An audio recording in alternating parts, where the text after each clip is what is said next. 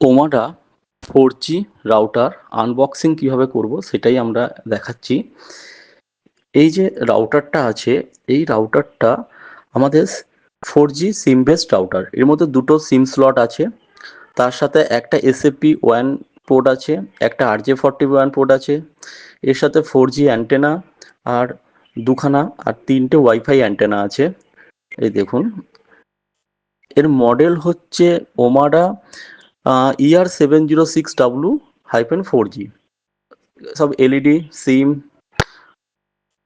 এছাড়া এর সাথে চারটে ল্যান্ড পোর্ট আছে। এই রাউটারটা এসএমবি প্রোডাক্ট। এই রাউটারটা আমরা ইউজ করছি বেসিক্যালি, এর অনেক ফিচার্স আছে। এটা লোড ব্যালেন্সিং হিসাবে আমরা কাজ করাতে পারি। সিম বেসড, আমরা সিমের সাহায্যে আমরা ইন্টারনেট প্রোভাইড করতে পারবো। সেকেন্ড, আমরা এটাকে রিমোট অফিসে এটাকে ইনস্টল করে এর মধ্যে আইপিসেক ভিপিএন অপশান আছে। তো আইপিসেক ভিপিএন আমরা হেড অফিসে যদি কোনো ভিপিএন, কারোর ভিপিএন যদি ফায়ারওয়াল থাকে বা ইউটিএম ডিভাইস থাকে, তার সাথে আমরা এটাকে ইন্টিগ্রেশন করতে পারবো। তো আমরা এখন এর দুদিকে দুটো 4G অ্যান্টেনা থাকে, সেই দুটো ইনস্টল করে নিলাম।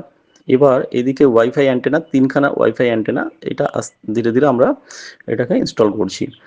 এছাড়া এর মধ্যে আমাদের টিপি লিঙ্কের আরও দুটো মডেল আছে সোহোতে, MR100 অ্যান্ড তাতেও MR600, তাতেও সিম বেসড রাউটার, বাট ওর মধ্যে লোড ব্যালেন্সিং এর অপশান নেই, প্লাস আইপিসেক ভিপিএন এর অপশান নেই।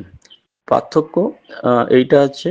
এছাড়া পিপিটিপি, L2TP, ওপেন ভিপিএন, এগুলো সবই আছে এই রাউটারের মধ্যে। এটা ওমাটা বেসড রাউটার, আর এর মধ্যে আমরা ওয়াইফাইও পাবো।